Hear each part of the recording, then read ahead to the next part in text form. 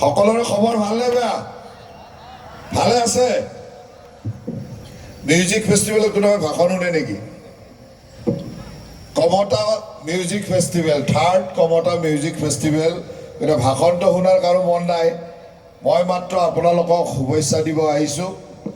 আজি আমাৰ কাৰণে বা মই ইয়াত উপস্থিত থকা কমতাপুৰ স্বায়ত্তশাসিত পৰিষদৰ CM জীৱেশ ৰায়, অধ্যক্ষ হিতেশ্বৰ বৰ্মন আৰু আমাৰ এই অঞ্চলৰ বিধায়ক অজয় ৰায় প্ৰমুখ্যে মঞ্চত উপবিষ্ট সকলোলৈকে ধন্যবাদ জ্ঞাপন কৰিছোঁ। তৃতীয় কমতা মিউজিক ফেষ্টিভেলৰ যিসকল আয়োজক, সভাপতি সম্পাদককে প্ৰমুখ কৰি আয়োজকসকলক ধন্যবাদ জ্ঞাপন কৰিছোঁ। আপোনালোকে যোৱা দুদিনীয়া কাৰ্যসূচীৰে যোৱাকালি আৰু আজি এই থাৰ্ড কমতা মিউজিক ফেষ্টিভেল অনুষ্ঠিত কৰিছে। সঁচাকৈ এটা সুন্দৰ পৰিৱেশ। এতিয়া 5 শতাধিক নাচনীয়ে নাচিবৰ কাৰণে ৰেডি হৈ আছে। গতিকে ইয়াত আৰু আজি মোক কৈছে যে নেপালৰ পৰাও গায়ক আহিছে। নেপালৰ পৰা আহিছে নেকি? গতিকে নেপালৰ পৰাও গায়ক আহিছে। আপোনালোকে মিউজিক ফেষ্টিভেল উপভোগ কৰক।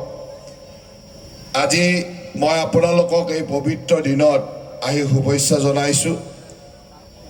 অসম চৰকাৰৰ হৈ, মাননীয় মুখ্যমন্ত্ৰী ডাঙৰীয়াৰ হৈ কমতাপুৰবাসীক মই শুভেচ্ছা জ্ঞাপন কৰিছোঁ।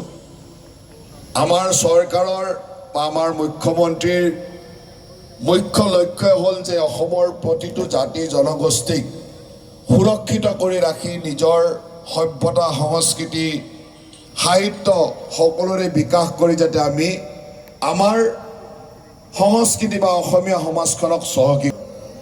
বৃহত্তৰ অসমীয়া বুলি ক'লে আমি বহু ক্ষুদ্ৰ ক্ষুদ্ৰ জনগোষ্ঠী লগ হৈ এই ধৰণে আমি এই বৰ অসমখন গঢ়িছোঁ।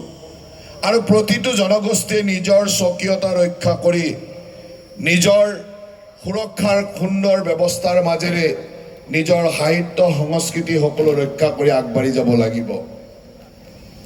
কোচ ৰাজবংশী জনগোষ্ঠী অসমৰ এটা অন্যতম জনগোষ্ঠী আৰু এই জনগোষ্ঠীয়ে প্ৰতিটো সময়তে নিজৰ সংস্কৃতি, নিজৰ সাহিত্য, নিজৰ শিল্প, নিজৰ বস্ত্ৰ সকলোকে সুৰক্ষিত কৰি সুন্দৰভাৱে আগবাঢ়িছে।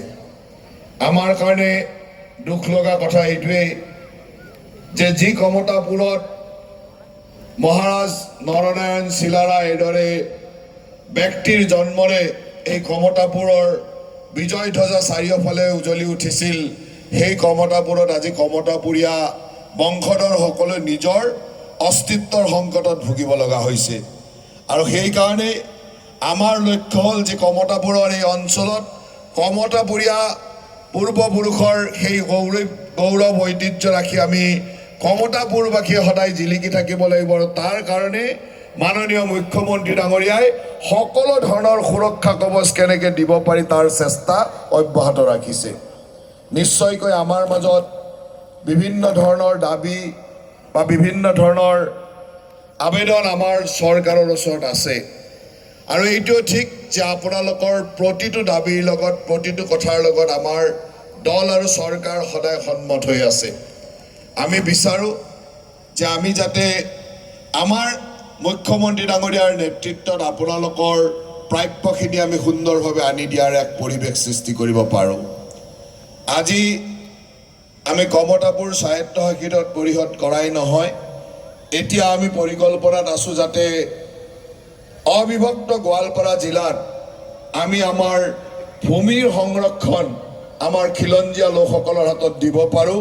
আৰু তাৰ কাৰণে অতি শীঘ্ৰে চৰকাৰে সিদ্ধান্ত ল'ব যাতে এই অবিভক্ত গোৱালপাৰা জিলাত কমতাপুৰীয়া খিলঞ্জীয়া লোকসকলৰ ভূমিৰ অধিকাৰ যাতে আমি সুৰক্ষিত কৰিব পাৰোঁ। আপোনালোকৰ জনজাতিকৰণেই হওক বা অন্যান্য বহু কথাই আজি বিভিন্ন স্তৰত শস্যৰে উচ্চাৰিত হৈছে। আমাৰ চৰকাৰৰ দায়িত্ব হ'ল যে আমি কোনো জাতি জনগোষ্ঠীৰ মাজত কোনো ধৰণৰ বিভেদ সংঘাত নোহোৱাকৈ ইয়াক কেনেকৈ সমাধান কৰিব পাৰোঁ।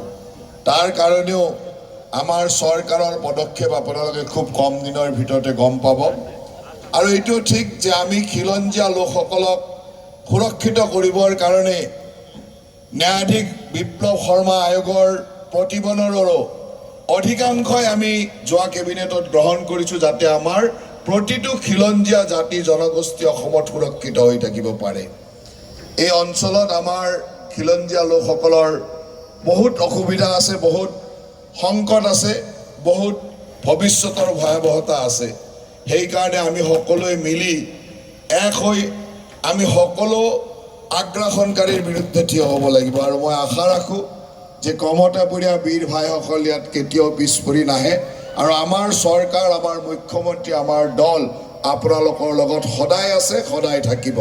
মই এই পবিত্ৰ মিউজিক ফেষ্টিভেলত মই বিশেষ বেলেগ কথা ক'ব খোজা নাই, আপোনালোক সকলোকে শুভেচ্ছা জনাইছোঁ। আজি ইয়াত আমাৰ কমতাপুৰ স্বায়ত্তশাসিত পৰিষদৰ পৰা, ছাত্ৰ সংগঠনৰ পৰা, আমাৰ সাংস্কৃতিক জগতৰ সকলো লোক উপস্থিত আছে। এই অঞ্চলৰ ৰাইজো আজি ইয়াত উপস্থিত হৈছে। অজস্ৰ নাচনীয়ে সুন্দৰভাৱে নৃত্য প্ৰদৰ্শনে সাজু হৈ আছে। সকলোলৈকে মই শুভেচ্ছা অভিনন্দন জনাইছোঁ আৰু আমি সকলোৱে মিলি আমাৰ সভ্যতা, আমাৰ সংস্কৃতি যাতে সুন্দৰভাৱে প্ৰতিষ্ঠিত কৰি ৰাখিব সেই কামসমূহ সদায় কৰি যোৱাৰ চেষ্টা কৰিম। আমি কমতাপুৰবাসী বা কোচ ৰাজবংশী লোকসকল এটা অত্যন্ত ঐতিহ্য থকা আৰু ইতিহাস সমৃদ্ধ এটা জনগোষ্ঠী। ইয়াৰ সাহিত্য, সংস্কৃতি, সাজ পোছাক, খাদ্যাভ্যাস, নৃত্য, গীত, ভাষা সকলোৰে এটা স্বকীয়তা আছে। এই স্বকীয়তাক আমি বজাই ৰাখিব লাগিব আৰু এই স্বকীয়তাক আগবঢ়াই নিয়াটো আমাৰ সকলোৰে দায়িত্ব। অসমৰ প্ৰতিটো জনগোষ্ঠী বিচাৰে যে এই অঞ্চলৰ খিলঞ্জীয়া জনগোষ্ঠীসমূহৰ নিজৰ সম্পদসমূহ সুৰক্ষিত হওক। আমি সেই দিশেৰে চৰকাৰখনেও কাম কৰিছে, আপোনালোকেও আশীৰ্বাদ কৰিব। এটা আশীৰ্বাদ কৰিব যাতে আমাৰ মুখ্যমন্ত্ৰী ডাঙৰীয়াৰ নেতৃত্বত আপোনালোকে যিসমূহ অধিকাৰ অত্যন্ত ন্যায্যভাৱে পাব লাগে বুলি ভাবে সেই অধিকাৰসমূহ যাতে আমি আপোনালোকক দিয়াৰ ক্ষেত্ৰত সম্পূৰ্ণৰূপে সহায় কৰিব পাৰোঁ, তাৰ কাৰণে ভগৱানে যাতে আমাক শক্তি দিয়ে, তাৰ কাৰণে আপোনালোকে আশীৰ্বাদ কৰিব। বিশেষ ক'বলগীয়া নাই। আপোনালোক সকলোলৈকে পুনৰবাৰ ধন্যবাদ, কৃতজ্ঞতা জনাই মই মোৰ বক্তব্যৰ সামৰণি মাৰিছোঁ। ধন্যবাদ।